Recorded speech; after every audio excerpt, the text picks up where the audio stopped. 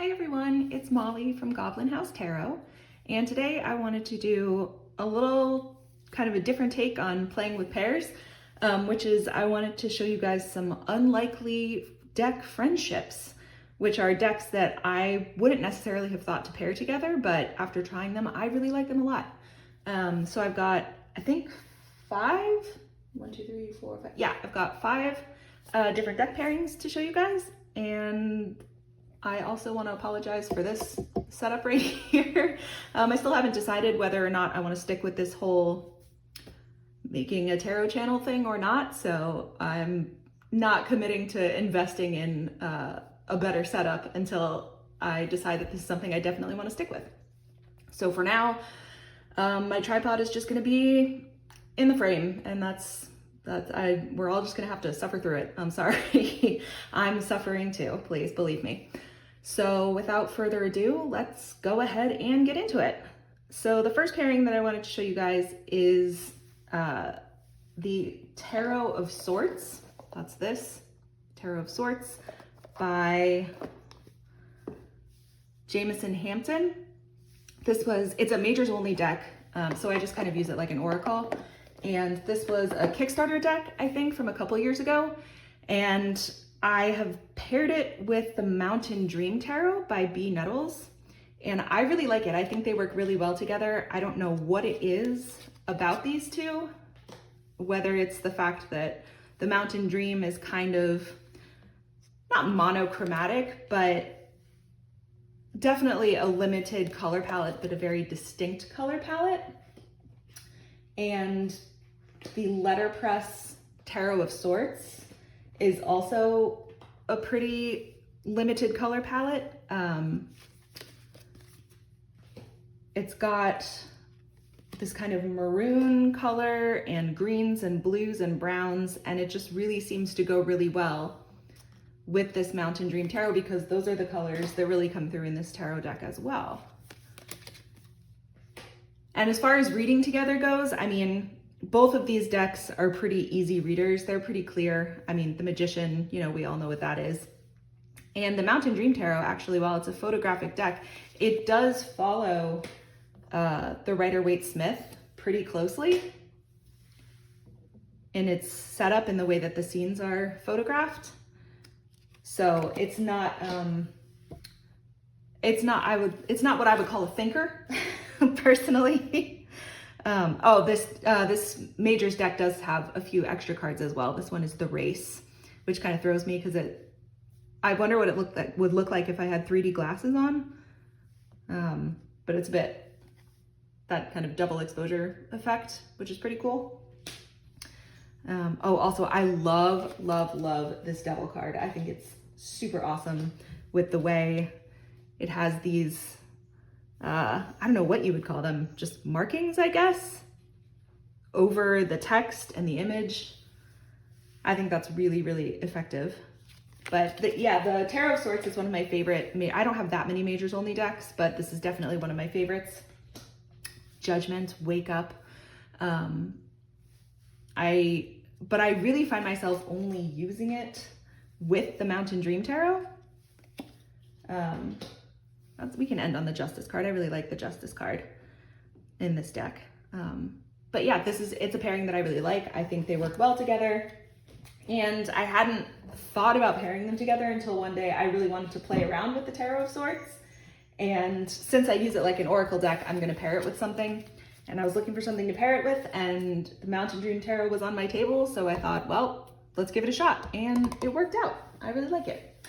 So the next deck pairing is going to be this one, and this is the Wild Goddess Oracle by Amy Zerner and Monte Farber, who also have created the, the Tarot of Enchantment, I think, the one that's the fabric collage tarot that's been around forever and is really beautiful. I've edged my copy, and also I rebacked mine with just like plain black vinyl, just because this deck has the card meanings printed on the backs of the deck, and that's generally not my favorite thing, mostly because I kind of want to come up with my own interpretations, and when it's right there on the back of the deck for me to see. It's a lot harder to ignore than it is in a guidebook.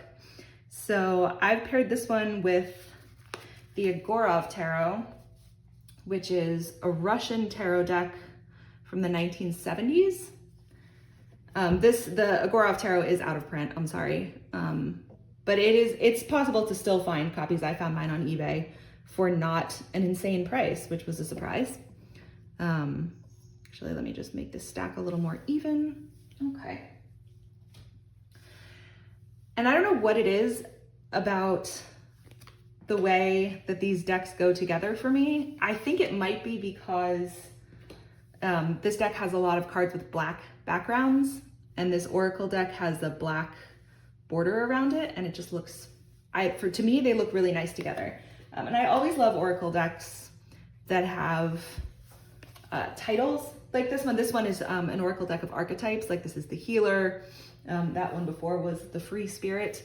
And I like those because I like to be able to think about kind of what those mean to me and how those archetypes relate to the tarot cards that I'm pairing with the deck, instead of, I mean, I like Oracle cards with keywords. I have plenty of them. But sometimes keywords in a way can make me feel like boxed in.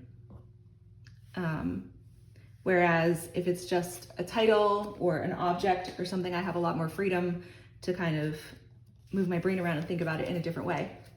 And for whatever reason, maybe it's the collagey nature of the deck and the way the symbols and the cards are placed, I'm not sure, but they just work, they work super well together for me, for my brain. It makes my brain very happy to pair these decks together. So that is the Egorov Tarot and I'm pretty sure it's called the Wild Goddess Oracle. And the Wild Goddess Oracle, again, is by Amy Zerner and Monte Farber, and that is still available. And it's not that expensive, which is nice. Okay, the next pairing I have is this little deck right here. This is a deck by Severin Films, and it is called Woodlands Dark and Days Bewitched, and it's a folk horror oracle deck. And I love folk horror. I love it so much. Not really films. I don't love horror films, but reading folk horror books, that is extremely my vibes. I really enjoy them. And I've paired this deck with the Pagan Otherworlds because, but I mean, gosh, look at this devil card, okay? How is this not the most, oh, where's the glare? The most like folk horror-ish card in this entire deck. Yeah, the Pagan Otherworlds to me has kind of that folk horror vibe. And I wish I could be more articulate than that, but I simply cannot. But what's interesting is that I don't usually pair the Pagan Otherworlds with anything. This is a deck that I tend to use all by itself, and I tend to use it because of the way that I use it. I use it for bigger card layouts. I'll pull out, I don't know, 9 or 12 cards with this deck.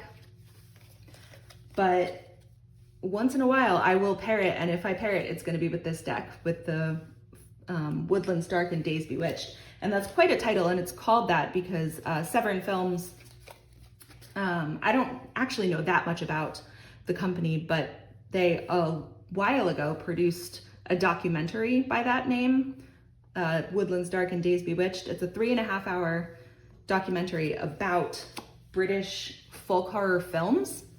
And I did watch it, and I'm not a folk horror film person, but I really wanted to buy this deck. I stumbled across this deck on eBay.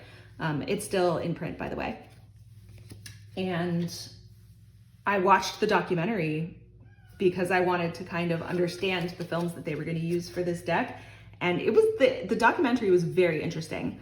And this deck is structured by the films that it's based on. So at the bottom here, you have a title, which is Wake in Fright, which is the title of the film. And then up here, it says the Yaba, but I'm not sure what that is. I'm sure it's in the guidebook. And that's the kind of keyword or title that they've chosen to go with the film. So the film title, so this film is Wisconsin Death Trip, which sounds incredible. And the archetype is the editor, right? This is Beast's baby, whatever that means, and this is the mother. And I love reading folk horror. I love the look. I love the vibes. I love the creepy, the creeping growth, the weird things in the woods, the, you know, came back from the other world wrong. That's for me, man. I'll tell you what. So, I'm really excited whenever I pair these two decks together, because the Pagan Otherworlds also has those, like I said, those folk horror undertones to me. And to me, they just go really well. So that is the Pagan Otherworlds and Woodlands Dark and Days Bewitched folk horror oracle deck. And the main oracle deck is only 20 cards, but they also have an expansion pack, which I've put in here. And it goes, both the deck and the expansion pack go in and out of, not in and out of print, but in and out of stock. Sometimes it's available, sometimes it's not available. I'll link it in the description box below for you guys, because it's a really cool deck. God, I think this is my favorite card in the deck for the Wicker Man. Yeah. Anyway, so that's those two, which I love, especially as it's August now, we're getting closer to the fall, which is when I come alive. And I love this pairing in the fall. It's one of my favorites. All right, moving swiftly along, I only have two left. And this is going to be another Majors Only deck. This is the Major Arcana of Leonora Carrington. And this one, I don't know, I feel like this is maybe my strangest pairing. I like to pair this one with the Tarot of the Cat People. I've edged my copy. It doesn't come like this. There's just something about Leonora Carrington's surrealist artwork and the kind of weirdo sci-fi surrealism of the Tarot of the Cat People that I think works so well together. I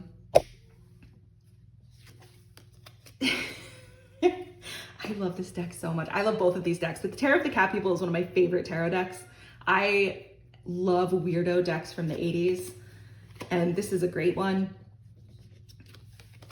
I love their huge jewelry on the people. I love the big chonky cats. And for whatever reason, these decks just speak together so well.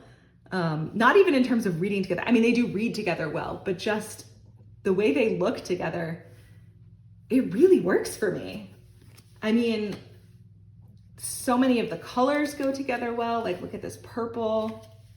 And just the way that I don't think, man, there's so much lore behind the Tarot of the Cats, or the Tarot of the Cat People. And I've never read the big book. I've read through the little white book, which gives kind of an abbreviated summary of who the cat people are and the different groups, and because there's a different, I don't know, race of cat people that goes with each minor arcana. There's like the sand people and the, I don't know, star people. I made that up. I don't remember what it actually is, but it's something like that. And it just has such a sci-fi weirdo vibe. And Leonora Carrington's artwork is absolutely stunning, and I love it so much. And it's also very surreal.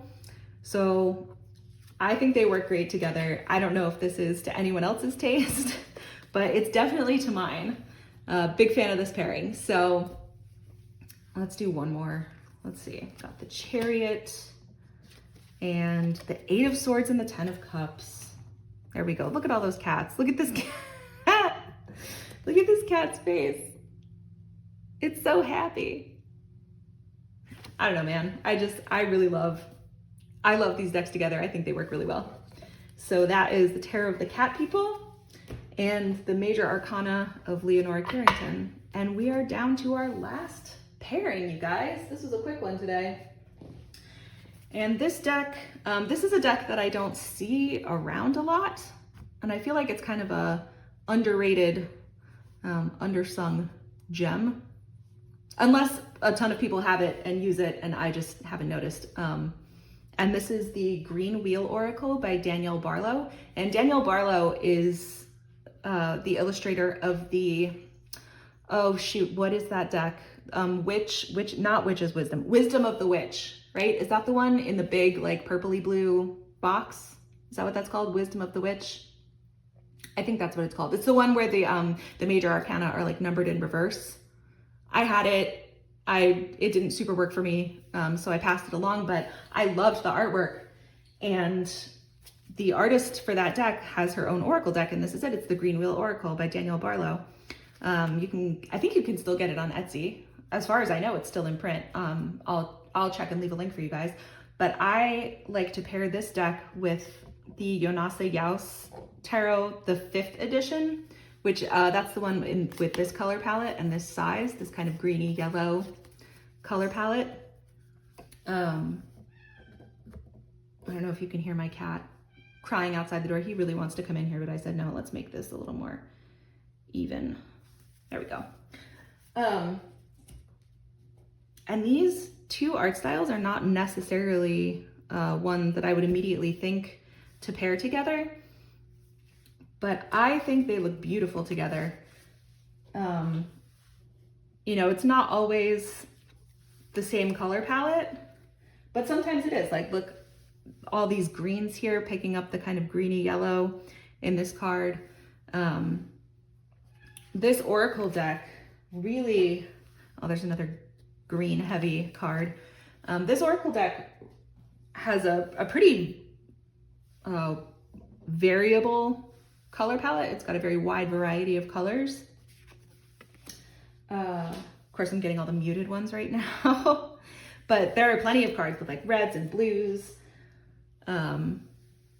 that don't necessarily go all that well color-wise with this version of the Jonasa Jaus.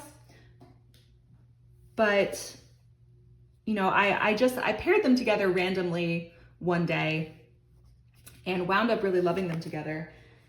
And I mean, gosh, maybe it's just the fact that they're both so heavily nature-based. The structure of this Oracle deck, it has animal cards. It's got a card for all the moons. Like, this is the spiral moon. I don't know which one that is. I'll have to check in the guidebook later if I remember. I think it also has all of the Sabbats, maybe? I'm so bad, you guys.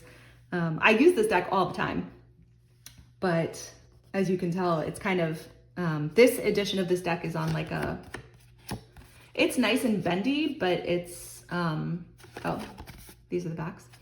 But it's on this almost like art paper, and I use it a lot, and it's kind of getting a little worn at the bottom there. So I'm not a big backup copy person, but I may one day actually purchase a backup copy of this deck, just because I'm gonna beat this one to hell at some point, I know it.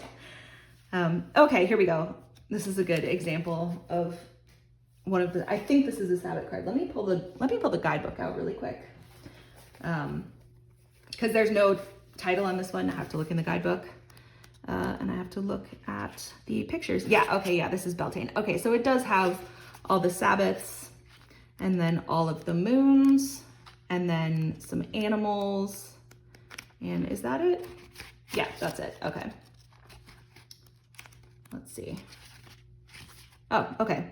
The wheel, I guess I could have just looked here. The wheel cards, which follow the sun cycle and represent the 8 Celtic festivals of the year. The moon cards, which follow the lunar cycle, and here's a helpful list to tell you when all these moons are. And then, come on. And then the companion cards. Okay. But anyway, I think this is a particularly beautiful oracle deck, and I don't see that many people using it. And I wish I did, because I think it's stunning, and I think it goes really well specifically with this tarot deck. My initial instinct was to pair it with some of the Will Worthington decks, Druid Tarot, Wildwood Tarot, etc. And I think it would be really beautiful with those as well. I've actually never tried it because I paired it with this deck first and I was sold. I didn't want to try anything else. But maybe I will now. Maybe I'll give those a try at some point and see how they go. And maybe I won't. I don't know. Maybe I'll just stick with this one because I super love it. All right. Gosh, I can't stop. It's so beautiful. Okay, we'll end on that. We'll be done. So anyway, those are some of my unlikely deck friendships, which I think is just, a fun way to look at pairs, ones that we wouldn't normally put together. So if you have, oh, you can see my toes. I'm sitting on my floor because, again, I don't have a good setup for this. Do you guys like to pair weird random decks together? If you do, let me know. Say in the comments below, or make your own video and share what your unlikely deck friendship pairings are. I think that would be really cool. But that's all I've got for you for now. So until next time, bye-bye.